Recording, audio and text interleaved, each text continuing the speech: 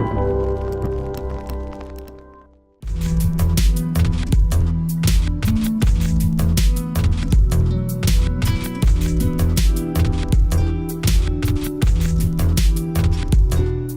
Horizonte Debate está de volta. O debate de hoje é sobre aspectos da desigualdade social no Brasil. Professor André, eu vou colocar eu e Ingrid no contexto.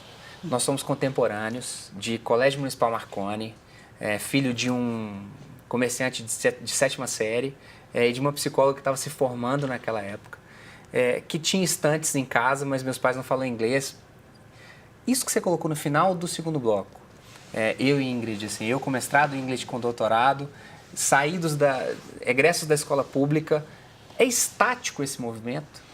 Não, esse movimento não é estático e nem a escola pública é homogênea. Vocês estudaram nos melhores colégios da rede pública. Sim. É diferente da maioria dos colégios em uma outra época. Então, o que a gente tem que diferenciar é o seguinte, não é estático, não é binário, não é dicotômico, né? Tem uma série de camadas intermédias com diferença, mas o que a gente tem que pensar é em termos demográficos. Né? Quando a gente fala de desigualdade e de pobreza e de falta de acesso aos serviços públicos essenciais e básicos, a gente está falando da grande maioria. Sim. Né? Então, evidentemente que se você for pensar em termos casuísticos, né, em termos de casuística, sempre vai ter um caso de um pobre que saiu lá de baixo, foi lá em cima. Agora, isso não altera o fato de que 80% não fazem. Sim. 90% não fazem. E não fazem por quê? Porque saem o ponto inicial é extremamente, o ponto de partida é extremamente negativo. Você vai para uma escola, quando vai muito ruim, o ensino não condiz com a realidade dos meninos, não os municia para o mercado de trabalho, e, portanto, logo eles entendem que a trajetória, a carreira escolar não é o que vai lhes abrir caminho na vida. Né? Então, portanto, em determinadas, nas classes sociais mais baixas, largar a escola, principalmente, atualmente o ensino médio é o gargalo, né? É extremamente natural, é o momento de sair da escola e ir para o mercado de trabalho. Antes, não tem universidade no meu horizonte. Montar um Lava Jato não tem universidade no meu horizonte. Quem sabe, isso é coisa de classe média, dominante, como diz o outro. Agora, Luciana, André, Ingrid, o que fazer quando a gente se depara, por exemplo, o Gessé no Radiografia do Golpe, ele vai falar muito disso, né? Assim, de uma elite brasileira ou de uma classe média que foi com a camisa da seleção para a porta da Fiesp em São Paulo. Dizer assim, esse sujeito que diz que é a meritocracia, não tem essa história. O Ben Carson lá nos Estados Unidos, negro, pobre, que se torna o maior neurocirurgião do mundo vivo hoje em dia. O que fazer com um discurso que está muito enraizado nas famílias? Assim, não, essa história de desigualdade, aquele menino lá do bairro que é filho da faxineira que virou doutor. Como pensar isso, Luciana, Ingrid e André?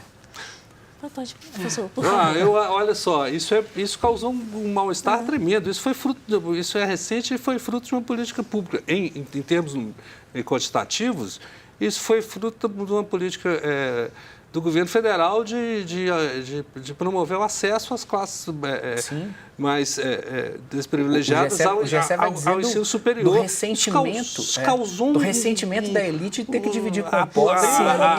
Cotas nas universidades federais causou uma celeuma tremenda, falando assim, vai diminuir a qualidade do ensino nas melhores universidades brasileiras, mas as melhores universidades brasileiras são gratuitas e são direito de todos.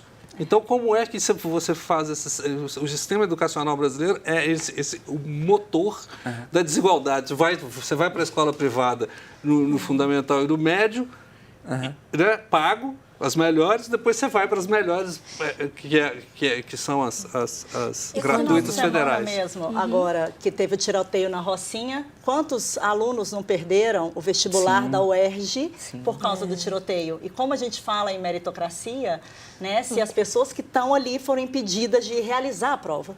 Eu acho que se a gente vai mais além, se pegar em Belo Horizonte, o ônibus que sai da Savassi e vai a Neves, e a expectativa de vida, por exemplo, a mortalidade infantil dessas crianças, ela cresce vertiginosamente na medida em que a gente distancia da região Centro-Sul.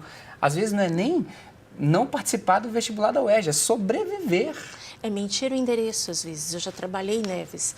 Muitos dos meus alunos, na hora de arrumar emprego, mentiam o endereço. Que queima o filme, às vezes, falar que você agora mora imagina, em Neves, né? quando eu falo absurdo, reconhecer né? o sujeito, ele não tem que ter vergonha de ser negro, ele não tem que ter vergonha de morar em Contagem, em Neves, em Nova Contagem, em algum lugar. Mas muitos precisam mentir, fingir, sabe assim, dar um endereço de um amigo, porque se ele falar que é de um determinado bairro, as pessoas não querem contratar. O famoso perfil de entrevista, que muitas vezes é discriminatória na aparência, na cor da pele, aquele checklist de porta de danceteria, né? Que olha, na verdade, é o que aparência, você aparenta rico, bem-sucedido, você entra. Há vários casos de denúncia. Então, é garantir o acesso e garantir que as pessoas possam se sentir bem ao chegar lá.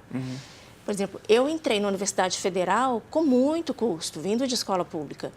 E eu ouvi muito desaforo dentro da UFMG, na Faculdade de Direito, não de todas as pessoas, havia pessoas boas, mas eu tive colegas em sala que diziam que eu não devia estar lá, que não era para gente como eu. Então, imagina, e eu não enfrentei o desafio da cor da pele. Agora, imagina uma pessoa que ainda enfrenta outros desafios além desse. Então, essa resistência ela foi maior com a abertura das cotas, mas ela sempre existiu, sempre houve uma ideia de que o bom serviço público, ele é direcionado à classe média e à classe mais alta, ele não é direcionado a quem realmente precisa. Sim. Então, isso tem que mudar. A confusão entre privilégio e direito vem desde a colônia. Sim. Essa é uma confusão nas cabeças da classe média e na mente, né?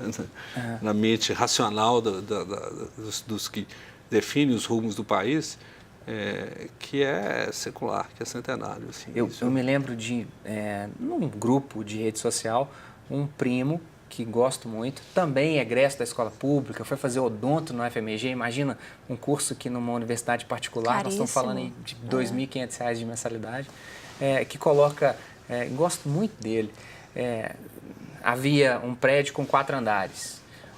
Aí pegou fogo o prédio. Então, o primeiro andar eram as pessoas do Bolsa Família, todos morreram. O segundo andar eram as pessoas que recebiam o Bolsa Preso, né? Assim, a ajuda dos reclusos. Morreu todo mundo.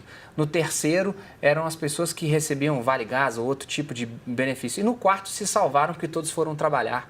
Aí, assim, que falta de conhecimento. Inclusive do incêndio do Joelma, né? Morreu quem estava lá em cima, né? Que falta de conhecimento de uma lógica que espera ser para resolver uma certa desigualdade. E aí eu insisto, Ingrid, nessa parte do debate, assim, se está enraigado em nós essa ideia de que desigualdade você resolve com meritocracia, assim, deixa as pessoas livres, deixa a competição acontecer. Isso é um absurdo. Eu acho que está enraizado em quem não vive essa situação. Né? Então, é muito fácil falar em meritocracia. Que nós vencemos, né? Vimos não, o negro, se ele batalhar, ele vai conseguir entrar, não precisa. Né? Portador de necessidades especiais, não precisa ter vaga para ele, não precisa, para quê? Né? Se estudar, consegue. Né? E isso, Boaventura de Souza Santos, ele tem uma frase célebre, que ele diz: nós temos direito a ser iguais quando a nossa diferença nos inferioriza. E nós temos direito a ser diferentes quando a nossa igualdade nos descaracteriza. E isso, para mim, é todo, assim, a explicação, né, dessa questão que a meritocracia, num país como o nosso, não funciona. Mas a gente tem que pensar o seguinte, toda forma de dominação tem que ter uma justificativa no campo da ideia, e é uma ideologia. Então, a meritocracia, na verdade, é uma ideologia disseminada e incorporada por todos, né, Mas é uma ideologia de dominação. Você mesmo sendo mais pobre, fala assim, não, então eu sou mais pobre porque eu não tive mérito, eu não fiz esforço, etc, etc. Agora, quem dissemina? Por quais canais essas ideias, essa ideologia de uma determinada classe dominante se dissemina? Se a gente não colocar a mídia, a variável mídia nessa equação, a gente não entende. Por que esse seu primo, por exemplo, de onde é que ele sai com ele? Né? Se você botar um estrangeiro ou um marciano assistindo Rede Globo 24 horas por dia, vai ter certeza de que esse é um país de quase condições de igualdade e que os com mais mérito vencem. E não é diferente nos Estados Unidos. Essa é a ideologia estadunidense. Sim. Eles consideram ideologicamente, que é uma baita de uma mentira na realidade, uma sociedade classless, sem classe. O que é uma baita de uma bobagem, assim, entendeu? Inclusive lá dentro. Mas isso é a ideia disseminada. Então as pessoas não... Aí você entra no campo do senso comum. Né? Então, a gente vê muito em grupos de WhatsApp, etc. Exatamente esse tipo de argumento. Que não tem eles não têm nenhuma substância, não tem nenhum... Agora, é interessante, né, professor, que em 2008, no briefing, a gente conversava disso, né? Quando Wall Street quebrou, o governo foi lá e bancou essa história, né? Então, em meio à trincheira, na hora que o bicho está pegando... não tem ninguém ateu, né? O governo americano está dizendo? Sim. E na hora da crise não tem nenhum liberal. Luciano, André, Ingrid, obrigado de vocês terem vindo. Eu acho que um programa que daria mais uns 2 ou 3 programas para conscientizar as pessoas. Com certeza. O Horizonte Debate chega ao fim. Você pode interagir conosco através do e-mail do programa. Envie a sua sugestão ou crítica. Obrigado pela sua audiência. Politize-se, saiba do que está acontecendo no Congresso, na Assembleia. Até mais. Até o próximo programa. Tchau.